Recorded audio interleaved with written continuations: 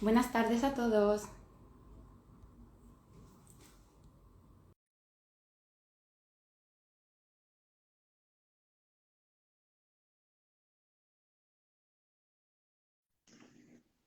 Ay, Federico. ¿Qué tal? Muy bien, buenas tardes. ¿Cómo estás? Muy bien, ¿qué tal tú? Pues bien, pero...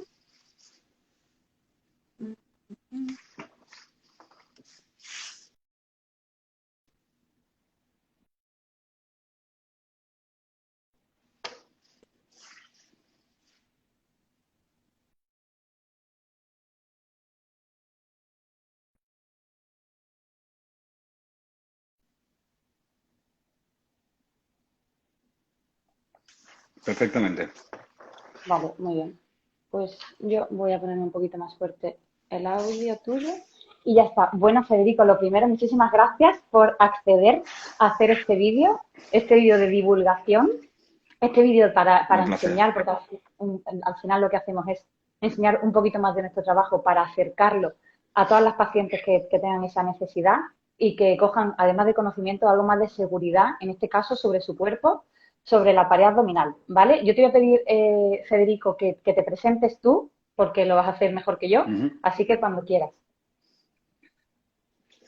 Bueno, pues lo primero, muchas gracias por invitarme a esta conversación estupenda.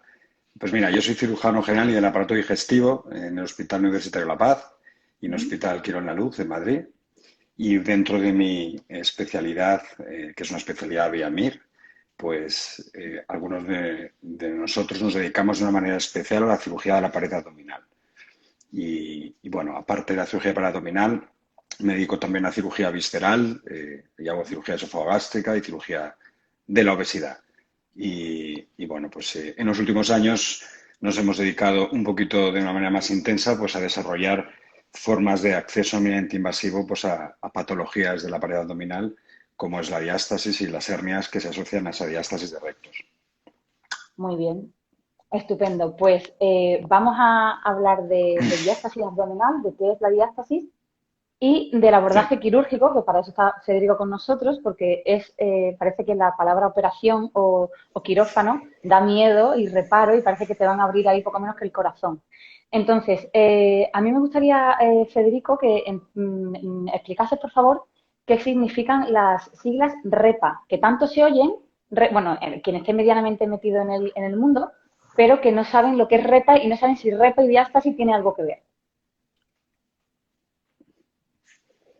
Eh, pues mira, la REPA son efectivamente unas siglas que hacen referencia a la reparación endoscópica preaponeurótica.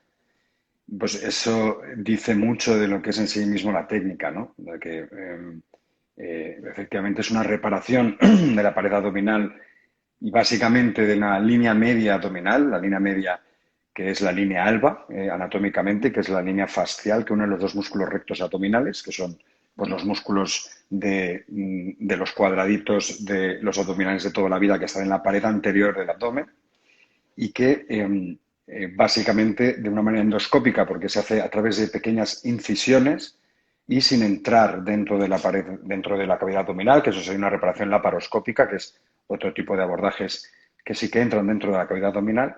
Esta técnica es completamente extraperitoneal y dentro de ese concepto de extra peritoneal fuera de la cavidad abdominal discurre por encima de la poneurosis del recto anterior, de manera que despega la piel de esa línea media anterior para tratarlo. Y ese es el espacio preaponeurótico. De ahí vienen esas Vale, siglas entonces, REPA. podríamos decir que en el abdomen, o sea, las vísceras están Sí, en un plano, después hay un peritoneo que no se traspasa, no se entra en el paquete eso visceral, es. y después están los músculos y la piel. Es decir, que la Eso es. operación de diástasis es solamente por debajo de la piel, o sea, en la zona muscular, que no se entra en lo que es el paquete visceral, ¿no? O sea, hasta ahí estaríamos de acuerdo. Esta técnica es así. Luego hay otras muchas técnicas mínimamente invasivas que sí que entran dentro de la cavidad abdominal, pero no es esta técnica. ¿Ok? Y eso Y luego no es para casos de diástasis ni de hernias en el abdomen. Eh, para determinadas hernias en el abdomen sí que se entra dentro de la cavidad abdominal, pero ahí, por decirlo de alguna manera, esta cirugía forma parte del armamento terapéutico que tenemos los cirujanos de pared abdominal. Es decir, que la evaluación de cada paciente, dependiendo de lo que tenga, pues nos determina a nosotros qué tipo de técnica debemos hacer. Y en concreto el tratamiento de la línea media abdominal, que es lo que es la diastásica en los pacientes que tienen una diástasis de rectos, se puede tratar de muchas maneras, ¿no? Por eso es muy importante evaluar cada paciente. Hay muchos pacientes con una diástasis de rectos que, según vayamos charlando, pues lo iremos viendo, ¿no? Pero que tienen no solamente una diástasis, sino que tienen varias hernias, no una, tienen varias hernias de línea media abdominal. Y hay pacientes que, dependiendo de ese tipo de hernia, pues se hace un tipo de intervención u otra, ¿no? Vale.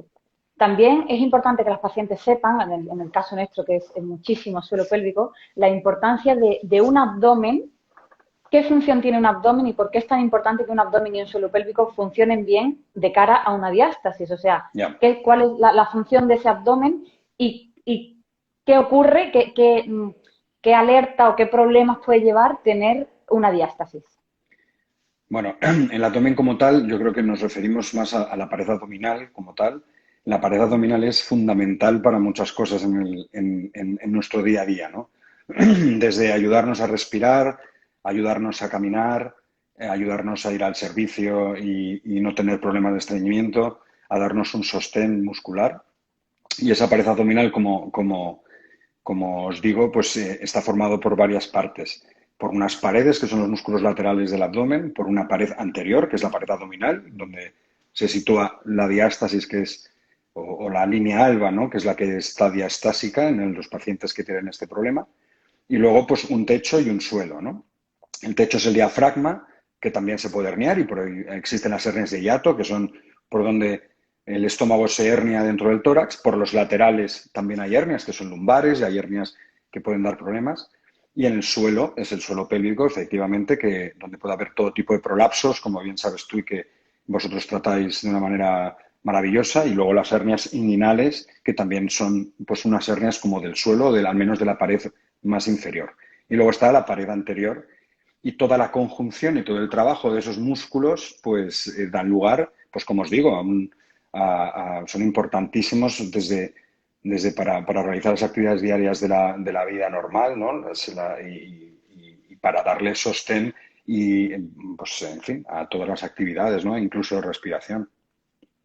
Muy bien. ¿Cuál sería, Federico, una distancia mínima para reconocer, que una paciente pueda reconocer en su casa Sí. que puede tener una diástasis abdominal? Yo esta mañana he hecho unos dibujos muy sencillos, que yo creo que Sí. un niño de 4 años lo hace, ¿vale? He cogido unos folios para dibujar lo que sería las 3 capas de músculo que tenemos en el abdomen, entendiendo como 3: transverso del abdomen, Ujú. oblicuo y recto abdominal únicamente. Oblicuo vamos a hacerlo como uno solo, aunque haya 2, para que sea más sencillo. Entonces, un transverso abdominal, que es el músculo más profundo, sano, sería una cosa así. Eso No sé si es. se ve bien. Un Son transverso, fibras transversas, eso es. un transverso abdominal insano, pues podría ser una cosa así. No sé si se verá. Se ve. Yo al menos lo Más o veo, sí. menos. Está como Eso sería ondulado. como ondulado. Eso sería la capa muscular que tenemos más profunda. Después, la capa muscular que tenemos más intermedia, que no es ni la profunda ni la superficial, pues tendríamos 2 músculos oblicuos, o el oblicuo, vamos a decir en singular. Un oblicuo sano sería algo así, Ujú. Eso es. y un oblicuo insano, bueno, hay muchas maneras de ser insano, pero una de ellas, pues puede ser algo así. Eso Más es. separado, una fibra menos firme, menos clara, más incompetente. Y por último, el recto abdominal, que es la tabletita de chocolate que todo el mundo conoce, que no todo el mundo tiene, pero que todo el mundo conoce, y que una tabletita de chocolate sana podría ser algo así, Eso con es. su ombligo Y su y línea una alba. tablita y su línea alba, y una tabletita de chocolate no apta podría ser algo así. Entonces, esta separación de aquí, que es la famosa línea alba, es por donde surge a lo largo o a lo ancho esta diástasis abdominal, que en casos es totalmente quirúrgica. Entonces, Ujú. ¿qué distancia? Evidentemente depende de a qué altura estemos y del tipo de competencia de ese tejido. Competencia significa que este tejido sea más apto, más sano o menos sano y que se contraiga de una manera más fuerte, más competente, más dura o más blandengue, por así decirlo. Federico, ¿qué distancia entre este recto abdominal, entre esta tableta de chocolate y esta tableta de chocolate puede considerar la paciente o el usuario que sea, mi prima, que tiene diástasis? A ver, por resumir, se considera que una diástasis o que una línea alba está diastásica a partir de 2,5 cm aproximadamente. Ujú, Lo que ocurre es que no todas las, hay muchas veces que hay que separar el concepto de diástasis anatómica del concepto de diástasis clínica. ¿Qué significa eso? ujú. Pues que incluso ecográfico, una diástasis anatómica que lo podéis diagnosticar en la consulta con una ecografía, se puede definir como 2,5 centímetros. Pues si eso existe, bueno, pues se puede decir que es una línea alba que no está unida y que está dada de sí y que tiene una diástasis. Lo que ocurre es que incluso hay muchos niños que nacen con una diástasis o muchas personas que nacen con una separación congénita de los músculos, pero no tienen ningún tipo de síntoma, por muchas razones, que también hablaremos. No es lo mismo una línea alba diastásica con un buen tono muscular y con un buen ejercicio y con un buen trabajo detrás, que probablemente sea completamente asintomático, que un abdomen atónico, un abdomen atrófico, por muchas razones también, con una diástasis de 2,5 centímetros. Es decir, que dependiendo un poquito del sostén muscular y del trabajo que tenga detrás o de la rehabilitación que tenga detrás, alguien se puede en casa diagnosticar o no de una diástasis. Si de por sí decimos que son 2,5 centímetros, pues hay mucha gente que tiene una diástasis, como os digo, incluso de forma congénita, ¿no? Pero no todos esos pacientes tienen síntomas, así que también restarle alarma a la gente que coja el metro en casa y que se ponga a medir sus abdominales y diga, madre mía, yo tengo una diástasis y me tengo que operar, o tengo una hernia, o tengo que ir a urgencias, o por lo menos tengo que ir al médico, ¿no? No todos los pacientes con una separación de los músculos tienen unos síntomas de diástasis y menos aún tienen una hernia, ¿no? Que eso es otra de las consultas muy habituales que tenemos, que la gente se asusta porque se ve un bulto, ¿no? Y Vale. dice, Yo, sí, perdón, que quería no, saber también que, aunque no sea expresamente el tema del vídeo, pero sí me gustaría, por favor, que nos explicaras sí. cuál sería un motivo para acudir a urgencias. A ver, en sí Me mismo enseñas. también es muy importante que entendáis que una diástasis en sí no es una hernia. Es que eso es importante y sobre todo restarle Bueno, alarma claro, yo me refiero para acudir a urgencias cuando hay un dolor o cuando va más encaminado a hernia que a diástasis. Pero, aún así, ¿cuál sería algún motivo? Vosotros pensar que la línea alba, que es una línea como un nervio de la carne, es decir, es algo tremendamente fuerte y consistente, será de sí, de manera que se adelgaza, ¿vale? Entonces, aunque esto que os estoy contando es tremendamente evidente, no está demostrado que una diástasis de rectos eh, haga que un paciente tenga una hernia, pero sí es cierto que los pacientes diastásicos se hernian con más frecuencia. Y, y- y es una cosa diferente el tener pues, la cresta típica de la diástasis cuando los pacientes se levantan o se incorporan, que se ven una cresta, que es el bulto que muchos pacientes nos refieren, y no solamente hay pacientes mujeres jóvenes después de sus partos, muchos varones con 50, 55, 60 años, con un aumento de la grasa visceral, que son las típicas tripillas de padre de 55, 60 años, se asustan porque un día vienen con su cresta y con su bulto, ¿no? Una cosa es tener eso, y eso hay mucha gente que se puede alarmar y presentarse en urgencias o en una consulta. Eso en principio no es ninguna urgencia y no se tienen que preocupar. Lo que tienen que hacer es pues consultar por esa sensación de bulto a su médico y que su médico, que es lo normal, que le tranquilice, ¿no? Signos de alarma, y esto ya es genérico, no solo de una diástasis, signos de alarma de un paciente con una hernia complicada son sensación de bulto doloroso, que no se reduce en maniobras de reducción, que eso es tumbarse en la cama tranquila y relajadamente e intentar meter para adentro, que esto suena muy fácil, pero los pacientes tienen mucho miedo de tocarse esos bultos, pero relajarse, tumbarse e intentar reducir la hernia, ya sea en línea media, sobre una diástasis previa, o en las ingles o en los laterales, como digo, que puede haber hernias o puede haber bultos en casi cualquier parte de las paredes de la pared anterior o de la pelvis, ¿no? Pues ese dolor, esa sensación de hinchazón y de calor en una zona que normalmente no estaba hinchada, y luego hay otros signos de mayor gravedad que son más urgentes, que son tremendamente infrecuentes en pacientes con diástasis, es decir, que esos ya son pacientes con diástasis y con hernias, que son pues síntomas gastrointestinales, ¿no? Que son náuseas, vómitos, estreñimiento, ausencia de emisión de gases y, en fin, pues ya son cosas más graves, ¿no? Vale, pues muy bien. Te quería preguntar, Federico, allí en la Comunidad de Madrid, donde tú Sí. trabajas, y según tu experiencia, Mm. si tienes conocimiento de que se paute o se acostumbre pautar rehabilitación antes de la intervención. Aquí te pregunto por la malla para hernia o para la repa. Ujú. Antes y después de la intervención quirúrgica vuestra, ¿tenéis constancia de que se pauta? ¿Veis en un paciente alguna diferencia de que veáis un músculo transverso, como el que hemos explicado antes, u oblicuo, algo más fuerte, pero que falla esa línea, esa aponeurosis? Ya. ¿O qué ocurre con eso?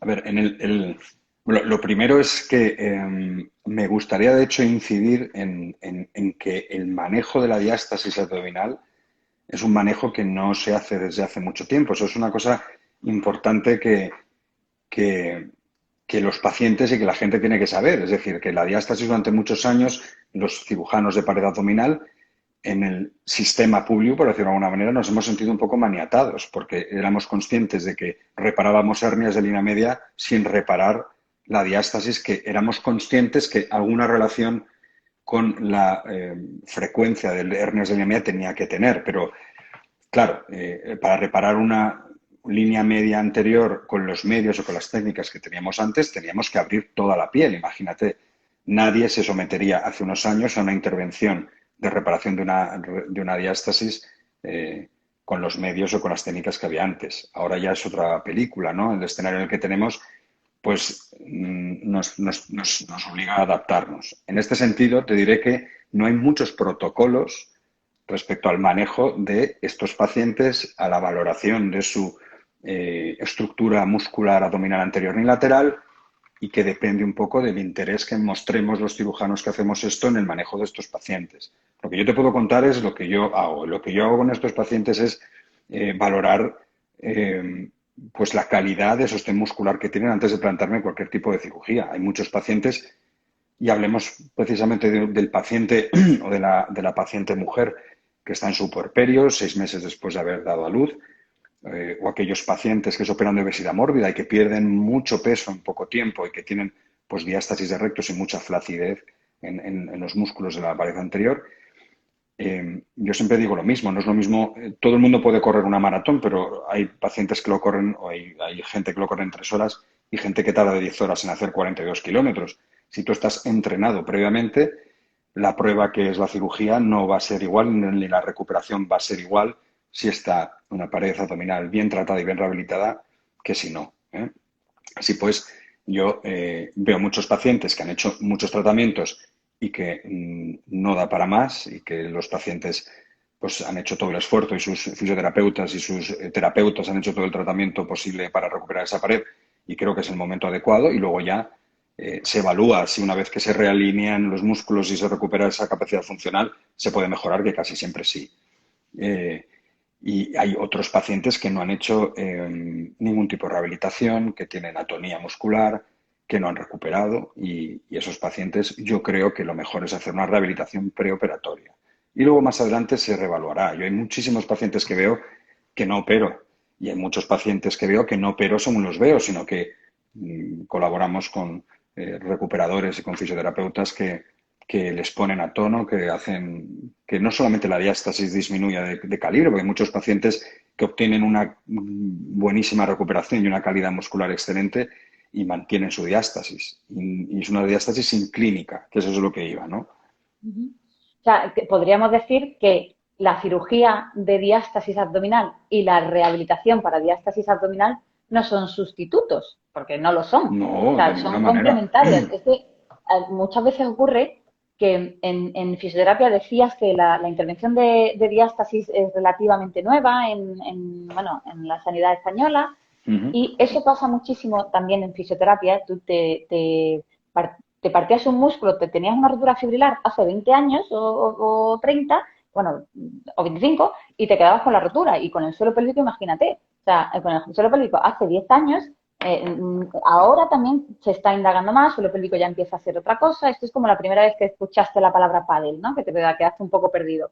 Pues en suelo pélvico pasa también eso. Entonces, y en fisioterapia general, en traumatología y ortopedia, también. O sea, el paciente quiere recuperarse, pero tiene claro que yo si no me recupero me opero. Pero es que no son sinónimos. O sea, que quede claro que si alguien se somete a una cirugía por diástasis abdominal y ojo, ya no solamente por la estética del abombamiento del abdomen, que esa es otra, que la paciente viene muy preocupada porque tiene una barriga que es que ella no tenía. Ya tienes una barriga que antes no tenías, pero es que tienes una incompetencia abdominal que es mucho más grave que ese abdomen prominente. Entonces, aunque una Absolutamente. persona, bueno, que puede ocurrir, ha habido chicas delgaditas que yo he tratado que se han hecho su reparación de diástasis abdominal y bueno, han venido por recuperar un poco la sensibilidad antes de tiempo, que no sabíamos si finalmente puede que la fuesen a recuperar por ellas mismas, pero que es tan importante la estética como la funcionalidad, como el quirófano, como la terapia de rehabilitación, por así decirlo, que no son sinónimos. Esto no es que hago, voy al fisio o voy al cirujano, no, es que tienes que ir al fisio y al cirujano.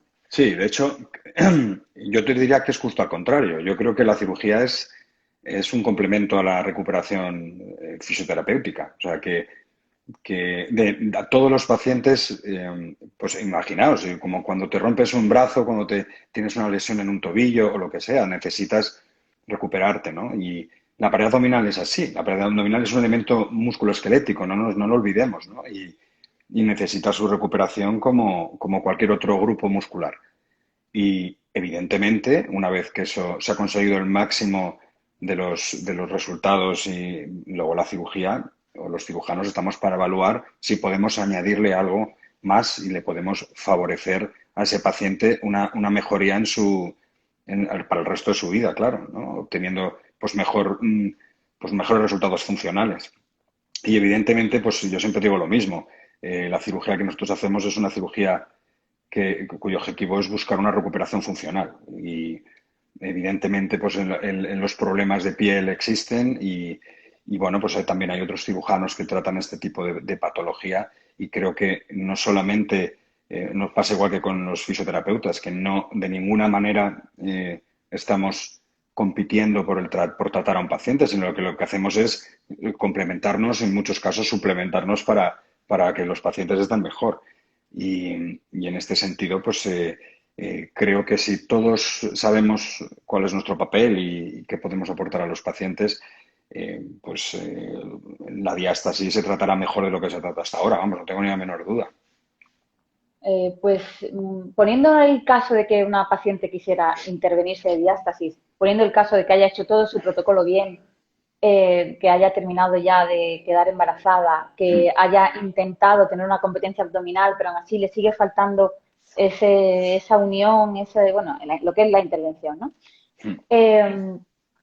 Eh, ¿Cuántos días de reposo, una vez que intervenida esta paciente un lunes, por ejemplo, cuántos días de reposo y qué tipo de reposo tiene que tener la paciente? Mirad, una de las máximas de la cirugía de la hernia abdominal es que los pacientes, o buscamos que los pacientes tengan una vida normal. Si no, un paciente no se opera. Si operamos pacientes y les recuperamos la pared, es para que tengan una vida normal.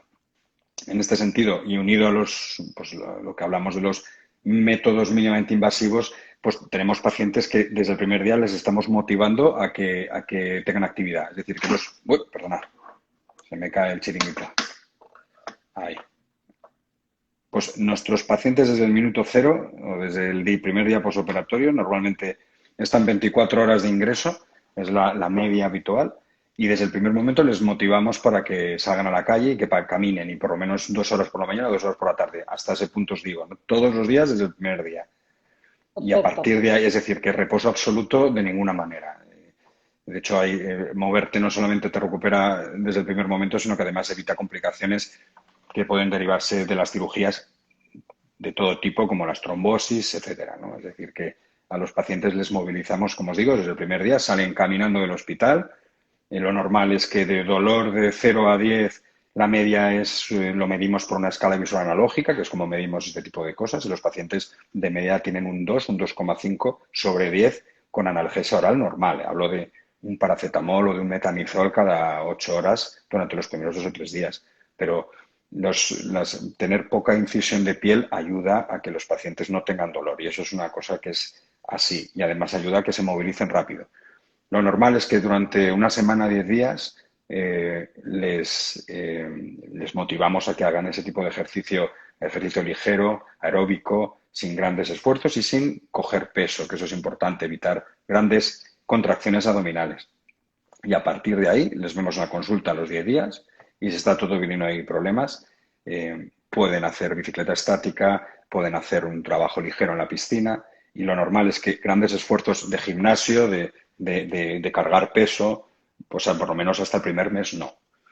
Pero ya os digo que un reposo absoluto en ningún caso, un reposo relativo, pues lo que entendáis por caminar 2 horas por la mañana y 2 horas por la tarde. Es decir, que lo que les Sí, de motivamos manera es tranquila, una pero caminar. recuperación precoz. Y eso es y lo normal de baja, que eso también les preocupa mucho a nuestros pacientes, son pues eso, una semana, 10 días, sobre todo ahora que mucha gente teletrabaja o trabaja desde casa, mis pacientes pues están en sus casas a los 2 o 3 días diciendo, oye, que estoy estupenda, que me molesta porque es una cirugía y que no está exenta de Lógico. molestias, pero que a los 2 o 3 días muchos están en su ordenador trabajando esperando a las 2 horas de caminar, ¿no? Por la mañana y por la tarde. Y Federico, en estos casos, en esta intervención de diástasis abdominal, ¿es necesario Sí. usar faja? ¿Y qué tipo de faja y cuánto tiempo? A ver, mirad, o sea, la complicación más frecuente dentro de lo que es infrecuente, estoy hablando de entre un 2 o un 5%, es que para nosotros cerrar esa línea media necesitamos despegar la piel del músculo anterior. Ese túnel que nosotros creamos, hacemos maniobras para que no ocurra, pero ocurre que se puede almacenar una cantidad mínima de seroma, que es como líquido que produce el cuerpo, ¿no? Pues lo que nosotros intentamos, aparte de dar seguridad a los pacientes, es evitar que se acumule esa cantidad de líquido ahí. Y la forma más clásica es poner una faja. Pero nosotros no ponemos fajas ortopédicas, recomendamos No. fajas de liposucción. Con eso os digo todo. Es decir, que a los pacientes les recomendamos fajas desde por debajo del tórax hasta las pantorrillas o por lo menos hasta el pubis para que la piel se pegue y se coloque en su sitio y les modele la piel durante el tiempo en el que están cicatrizando, que es aproximadamente un mes. Y a partir de ese mes les liberamos de cualquier faja, ¿no? De acuerdo. También otra pregunta que quería hacerte, Federico, era, Sí. según tu experiencia, ¿has intervenido a chicas por diástasis abdominal que hayan tenido un parto previo por cesárea en la zona de debajo del ombligo? Es decir, una cosa que no hemos explicado es que las hernias pues tienen un nombre, como todo en medicina y en anatomía, pues tiene un nombre para que cuando tú haces un informe y yo hago un informe, se lo entrego a Federico, Federico entienda o yo entienda lo que él ha puesto dentro de que manejemos el mismo campo. Entonces, suponiendo que bueno, esto es un abdomen ya intervenido, vamos a, Ujú. vamos a suponer, y hay hernias que se generan por encima del ombligo y hernias que se generan por debajo del ombligo. Entonces, la pregunta, según tu experiencia, sería si has visto más casos de chicas de hernias subumbilical por debajo del ombligo en chicas que han dado a luz en cesárea, por cesárea, Mira, ¿o es no? muchísimo más frecuente que la diástasis se produzca supraumbilical, sin lugar a Por dudas. encima del ombligo. Independientemente de la cesárea o de sea un parto natural, la diástasis es absolutamente frecuente supraumbilical y es muy infrecuente que disminuya por debajo del ombligo. Es muy infrecuente. Ahí hay varias teorías, pero hay una cuestión que es real y es que justo por debajo del ombligo, y esto yo soy muy pesado con con mis residentes que están con nosotros en el hospital, pero es una adaptación bueno, de la especie humana al crecimiento intrauterino. Y es que por debajo del ombligo hay un punto en donde desaparece la fascia posterior del recto. Y eso permite mayor distensibilidad de la zona infraumbilical, lo que hace que probablemente tengan menos diástasis, porque tienen menos resistencia. Y la realidad es que por encima que está la vaina posterior, que es más resistente, se da de sí con mayor frecuencia. Por lo tanto, es menos frecuente que los pacientes tengan una diástasis infraumbilical. Y no encontramos mucha relación con el hecho de que tengan una cesárea o no. De hecho, las cesáreas, aparte de que se hacen cesáreas Y aquí tengo que ser corporativista con mis compañeros los ginecólogos. La verdad es que cada día se hacen cesáreas más pequeñas, se hacen cesáreas más bajas y es muy frecuente que se ventre o que las eventraciones son las hernias que se producen a través de incisiones previas en la tripa, ¿no? Y es muy infrecuente que una cicatriz de cesárea, un fan steel, que es como se llama la incisión, se ventre, ¿no? Y es difícil que ocasione problemas funcionales a largo plazo, entre otras razones porque lo normal es que no se corten los músculos, sino lo que se hace es separarlos, ¿eh? Y eso es muy importante, Eso ¿no? es importante que se sepa, Mm, que no se coge la zona muscular, y bueno, ya que estoy lo digo, pero no se coge la zona muscular y se abre el músculo y se no, raja, sino que se intenta respetar la anatomía porque tenemos un funcionamiento, porque a veces no entendemos que todo nuestro cuerpo tiene, desde el punto de vista del aparato locomotor, tiene una razón de ser eso es. y que también se respetan pues las líneas bueno, de la anatomía y que no es me han rajado, me han abierto, me han cortado el músculo. No, eso no funciona así.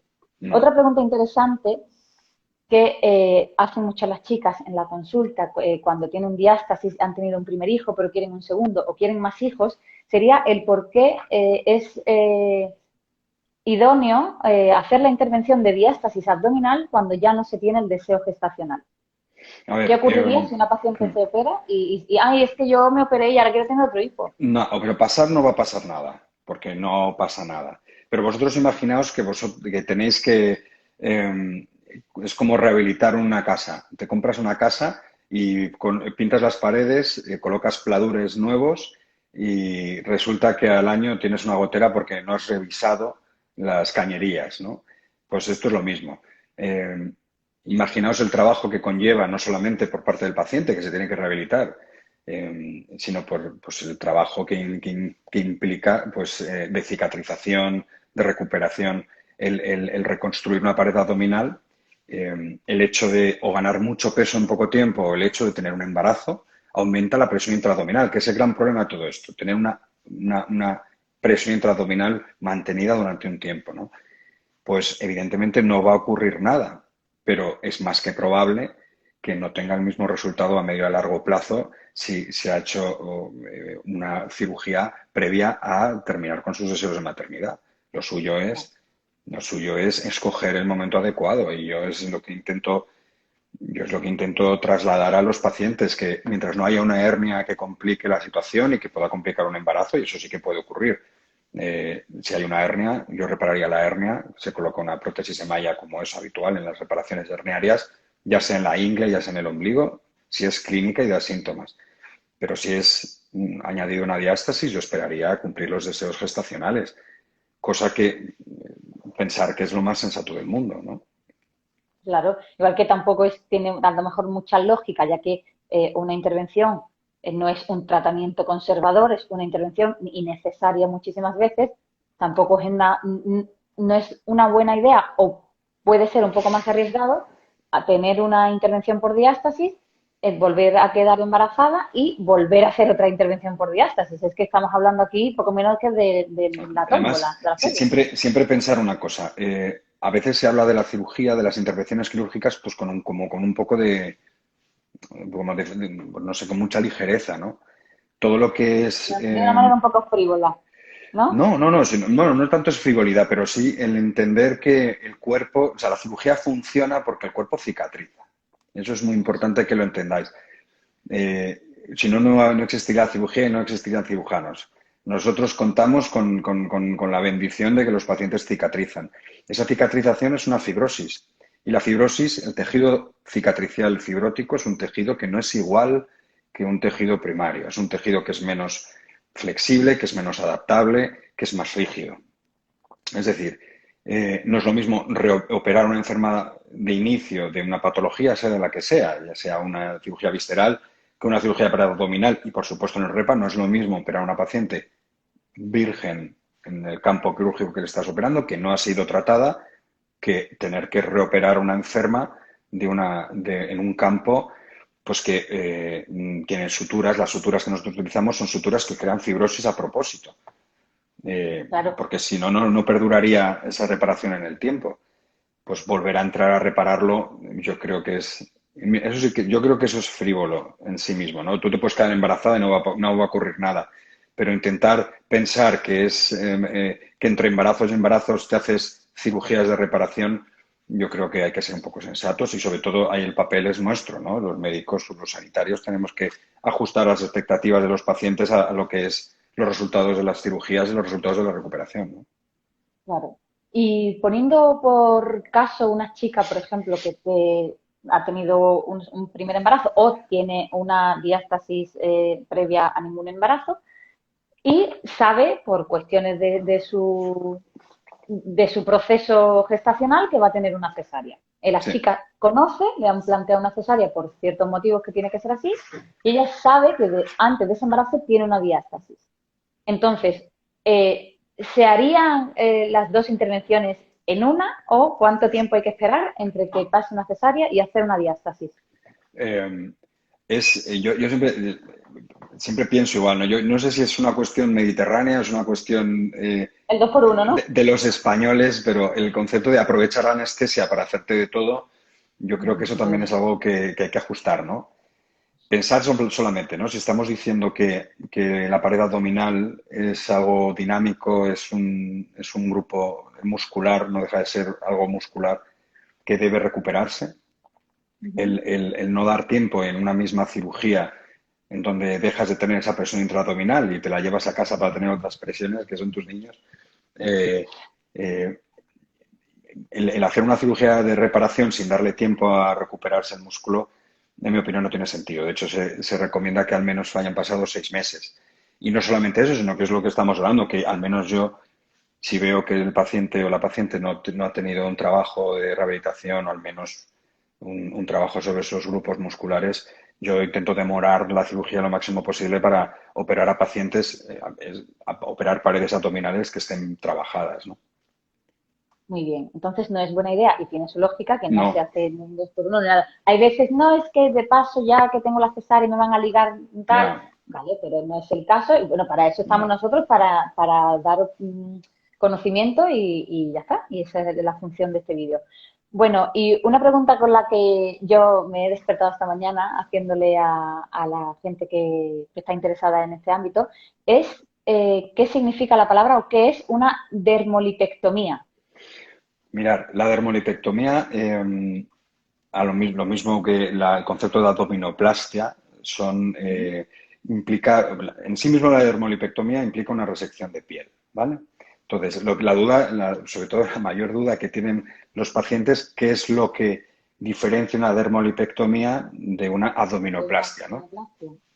Yo no soy cirujano plástico, la abdominoplastia es un procedimiento plástico que implica, o reparador que hacen otros especialistas, que implica, y no me quiero extender en esto, pero básicamente intentar realizar una aplicatura de esos músculos abdominales y además resecar pues la mayor cantidad de piel o la piel que el paciente necesita quitarse, ¿no?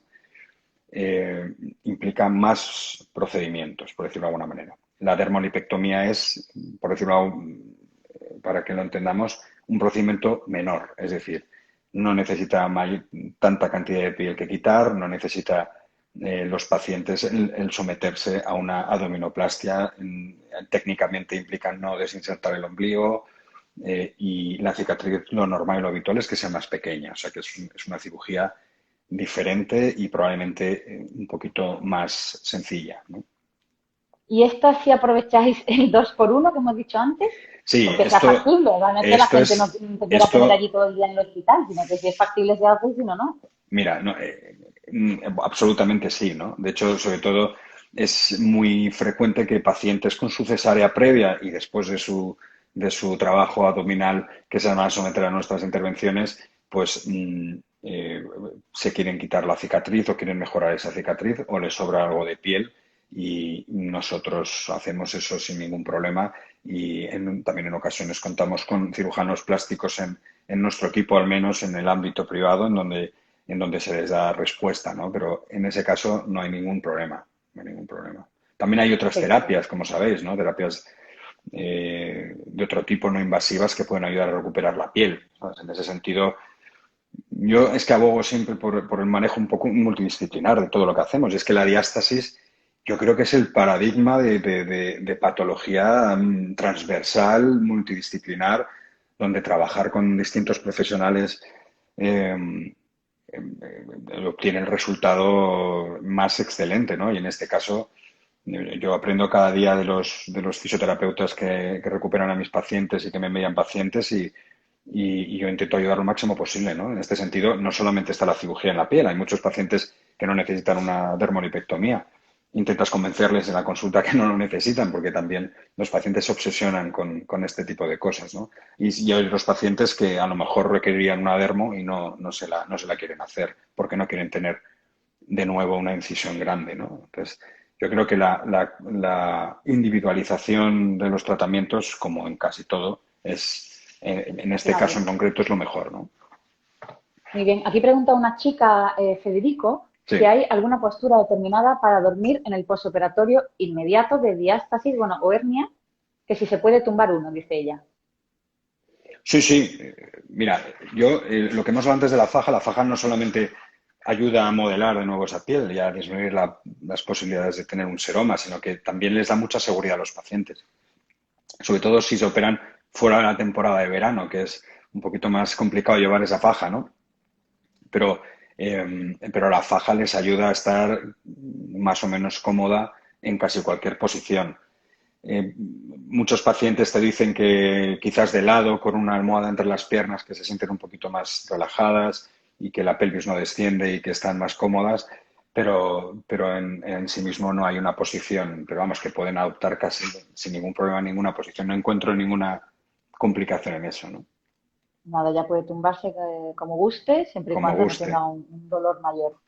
Muy bien, preguntaba también una chica, vamos a pasar ya a las preguntas que Sí, han hecho aquí. Dice una chica que si la diástasis es menos de 2,5 centímetros, si se puede hacer cualquier tipo de abdominal. sí, sí. Preguntaba esta chica. En mi opinión, sí. Tú probablemente sepas más que esto que yo, pero sin ningún problema, sin ningún problema. Vamos Yo, a puntualizar algo aquí que aunque no vuelve a ser, bueno, de manera accesoria sí puede tener que ver con el tema del directo, y es que ocurre una cosa en postural, lo que es reeducación postural global, en lo que es pues, porque el entorno de fisioterapia, pilates, yoga, y es que vivimos con una hiperpresión continua. Igual que el otro día leí una frase que decía, vivimos estreñidos, creo que era o algo así, pues vivimos con una hiperpresión abdominal continua. sí, Entonces, ¿qué ocurre? Que da mucho más beneficio hacer otro tipo de trabajo abdominal que un abdominal tradicional. Entonces, si tú no tienes ningún problema, puedes hacer un abdominal tradicional. Si yo no tengo ningún problema, puedo ir saltando por la calle, ¿no? En cuclillas o en tacones todo el día. Pero el tema absolutamente. está en que tienes, bueno, pues un abdominal tradicional. La primera pregunta sería, ¿para qué quieres hacer un abdominal tradicional? ¿Para qué? Si lo estás haciendo en terapia para la diástasis, pues con un terapeuta que te guía, el abdominal tradicional tiene su proceso y en tratamiento de diástasis en fisioterapia se usa. Pero si es un abdominal tradicional, por poca diástasis que tenga, menos de 2,5 centímetros, que no está controlada con la respiración, porque como bien has dicho, el techo de ese suelo pélvico, que es el diafragma, es tan mega importante, esa es otra cosa que ocurre, no damos importancia a la respiración en nuestro día a día. O sea, Ya. trabajamos con una hiperpresión abdominal. Entonces, claro, la abdominal tradicional es un ejercicio que usamos en la repa de tratamiento, pero es cierto que tiene que estar muy combinado con la respiración. Si no, es que no te sirve una abdominal tradicional, no la quieres para nada, pero no lo Ya. sabes. Esto es lo que preguntaba una chica. Después, un chico preguntaba que si es estreñido, si tienen más posibilidades de padecer diástasis abdominal.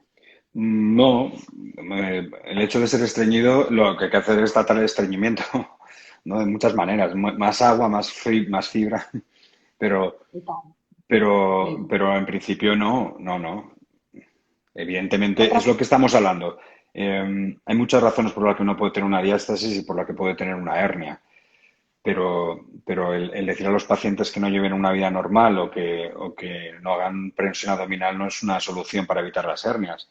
Las hernias se van a tener sí o sí. Es decir, quien está, por muchas razones, como digo, pues con tendencia a herniarse, se va a terminar por herniar, ¿no? Y para eso estamos nosotros, para intentar repararlo cuando no sea posible de otra manera, ¿no?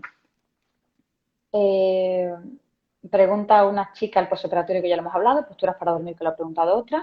Ejercicio, esta ha sido un poco escueta, puesto ejercicio, pesas, dolor. Pues sí, de ejercicios, pesas, dolor. Me imagino que si pesas para el ejercicio y dolor. Si tienes dolor y estás intervenido y sigues con dolor, entiendo que tienes que ir a revisión. Evidentemente, si estás intervenido y estás sometiéndote a, estás fuera del periodo recomendado para hacer ejercicio, no tiene mucho más que decir. Es decir, hay que ¿Pero ya ha esperar pasado un el mes y poquito. medio Hay o que dos esperar un meses? poquito.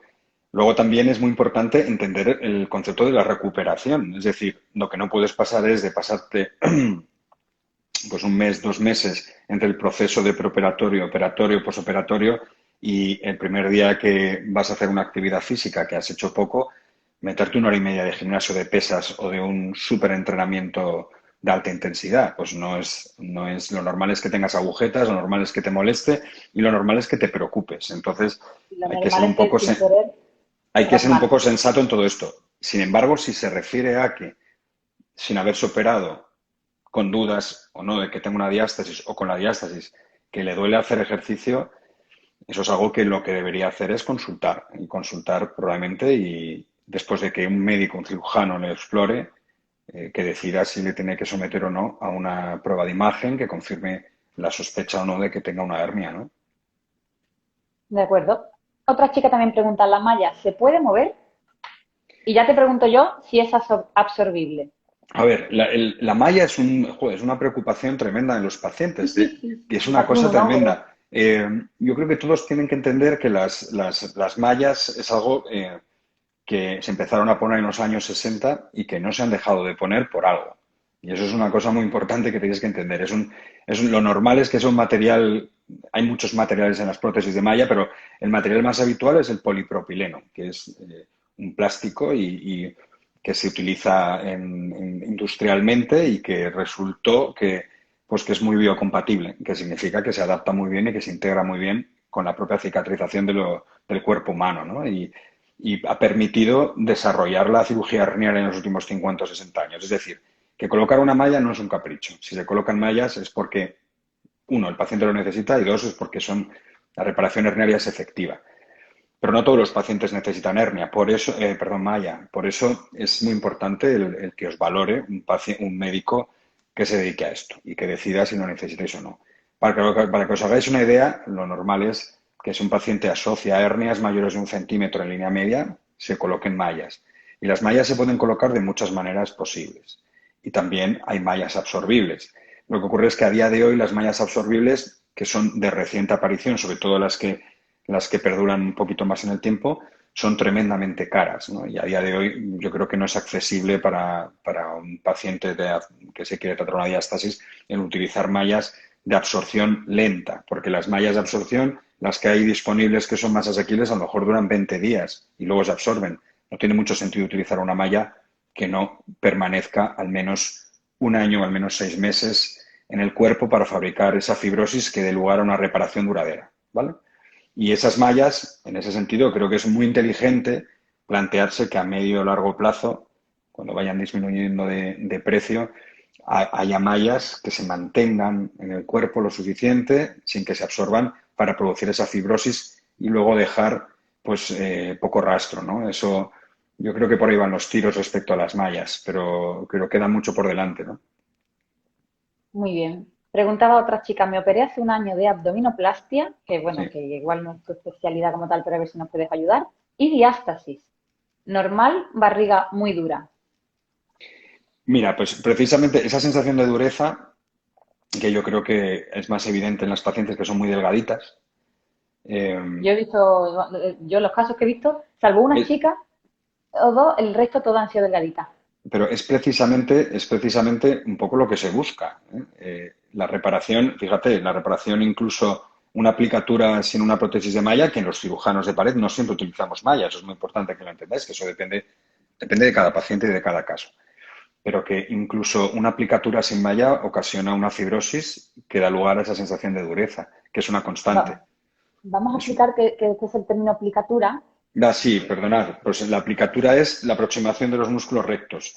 Yo os invito a que veáis un vídeo que tengo colgado en mi perfil, que es muy, bueno, hay gente que le impresiona mucho las imágenes de cirugías, ¿no? Pero bueno, yo intento colocar imágenes que no tengan mucha sangre ni que tengan muchas, que no sean muy desagradables, pero ahí podréis ver, pues lo que significa cerrar la diástasis, que al final, si hay algo que está separado, la cirugía lo que va es a unirlo. Y a unirlo en una reconstrucción de la línea media ya es aproximar un músculo con otro.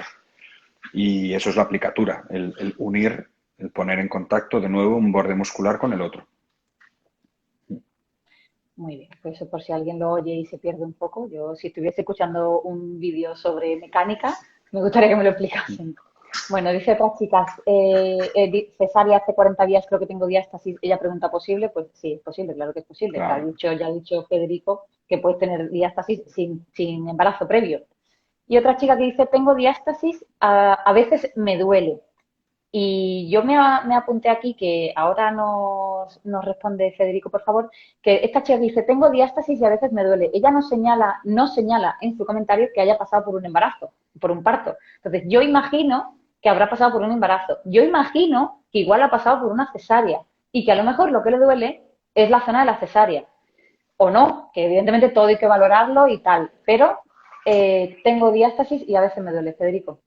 Bueno, pues es lo que digo, todo lo que sea un dolor abdominal, o sea, porque centremos un poco la consulta. Tú imagínate que le duelen los laterales y tiene una diástasis, pues eso es un poquito más complejo. Yo lo que intento es que entendáis que es más que probable que si tiene dolor, bueno, no más que probable, pero que tiene más probabilidades de tener que consultar para descartar que tenga una hernia en línea media, alguien con una diástasis, sobre todo una diástasis importante, que tenga dolor. Yo es la recomendación que hago, que consulten con un médico y que es más que probable que necesite alguna prueba de imagen para descartar que tenga una hernia en línea media. Pues no tiene una hernia en línea media. ¿Puede doler la diástasis? Pues igual que duele un muslo. Tú vas a correr o a entrenar y tienes un dolor muscular, pues los músculos del abdomen es igual, ¿no? Y puedes tener dolores abdominales. Luego también es importante en la exploración, en la consulta, el definir quién tiene un dolor abdominal de tipo cólico por gases o por otra Sí. patología intraabdominal del que tiene un dolor secundario Psoas, por ejemplo. a alguna patología muscular, ¿no? Eso es algo que nosotros podemos ayudarles. Muy bien, y ahora te voy a hacer la última pregunta de seguidor y Sí. la última que es mía personal. Pregunta una chica, ¿mejora tras la cirugía el estado de un prolapso? De un prolapso yo he entendido que es de útero o de vejiga. Bueno, Yo, el prolapso entendido como una patología del suelo pélvico, ya sabéis que puede ser un prolapso rectal o puede ser un sí, prolapso de los órganos genitales. Cuando se diagnostica como tal, lo normal es que esté prolapsado. Yo sé que parece una tontería lo que estoy diciendo, pero uno puede tener una protusión, que son normalmente los celes, los rectoceles, etcétera, o puede tener ya un prolapso permanente, ¿no? Evidentemente, el no tener un sostén muscular abdominal puede ayudar absolutamente a que ocurra o que se termine por producir un prolapso. El reparar después la pared abdominal para evitar para que vuelva hacia atrás el prolapso, eso pues no va a ser así, ¿no? Yo lo que digo es seamos conscientes que el trabajar la pared abdominal, que si no es posible trabajarla por incompetencia o porque hemos llegado a un tope de recuperación, la cirugía tiene un papel para que eso pueda recuperarse funcionalmente y que esa sincronización funcional y ese trabajo a lo largo del tiempo, sin duda, previene de la patología del suelo pélvico. Y eso es lo que la gente tiene que entender. Una vez que está establecido esa patología del suelo pélvico, pues operar de una diástasis o operar de una hernia de línea media, pues no va a hacer que no tenga un prolapso, ¿no? Es como intentar hacer una rehabilitación cuando ya tienes un prolapso. Intenta hacer una rehabilitación previamente para que eso no ocurra, ¿no? Muy bien. Y la última pregunta que yo te quiero hacer, que esta te la quiero hacer yo para que lo expliques un poco, Sí. es si podías contarnos un poquito qué es, cómo funciona, beneficios del robot Da Del Vinci. robot. Bueno, robot, en plataformas robóticas hay muchas, ¿vale? Y eso es, bueno, la robótica es básicamente, pues, que las pinzas que normalmente los cirujanos utilizamos para operar eh, están ancladas a un dispositivo que es el que nosotros a distancia normalmente, aunque hay muchas plataformas robóticas, pues nos sustituyen, ¿no? De manera que nosotros controlamos un robot, controlamos pues un soporte que de una manera controlada realiza la intervención, pero están en todo momento controlados Está claro. por los cirujanos, ¿no? Es decir, que no son de momento, porque no se sabe de aquí a unos años qué es lo que va a ocurrir o por dónde van a ir los tiros, pero la realidad es que de momento no son plataformas autónomas, ¿no? Sino que dependen de nosotros. Las plataformas más comunes son de dos tipos. Una es un robot controlado a distancia desde una consola, que surge hace muchos años con el objetivo de operar soldados a distancia desde de otros países, que es probablemente la plataforma más conocida y más divulgada, que es el famoso robot Da Vinci, que es probablemente pues, la plataforma más establecida. Pero luego hay otros dispositivos, desde pinzas que nosotros introducimos a través de los trócares, de las entradas para operar, que están pues, asistidas por robot, o dispositivos más portátiles que hacen las funciones de esos brazos robóticos de una manera más independiente.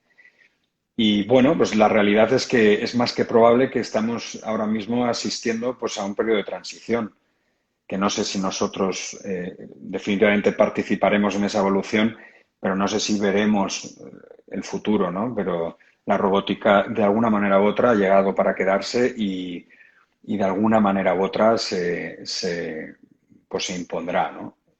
Lo que ocurre que es muy importante que entendáis que no sustituye la técnica quirúrgica a un robot. Es decir, que alguien que sabe cómo operar algo por vía abierta o que sabe cómo operar algo con experiencia por cirugía mediante invasiva va a saber cómo hacerlo por vía robótica sin lugar a dudas, pero no al revés, ¿no? Es decir, que la formación debe seguir siendo la que No es, debe perderse, claro, claro. entendiendo el robot como un instrumento más, ¿no? Sí, eso también pasa mucho en fisioterapia, que tenemos maquinarias, que si tal máquina, que si tal otra, pero no podemos perder los fisioterapeutas la terapia manual. O sea, tienes Ya, que tocar al paciente, tienes que saber, o esa vagina, la vagina hay que tocarla. Eso pues viene a ser un poco lo mismo. Bueno, Federico, pues hasta aquí puedo leer, hasta aquí muy hemos bien, llegado. Muchísimas gracias por tu colaboración. un A mí placer. el vídeo me ha encantado, estaba deseando hacerte todas estas preguntas, lo has explicado fenomenal. Espero que hayamos esclarecido muchas dudas y hasta Muy cuando bien. quieras. Te mando un abrazo Igualmente, muy fuerte desde Málaga. un placer. Pues un saludo enorme desde una lluviosa Madrid que nos ha regalado un día de agua estupendo. Bueno, es lo que toca ahora, no nos viene mal. Venga, un saludo, Federico, hasta luego, muchas Chao, gracias. muchas gracias. Adiós.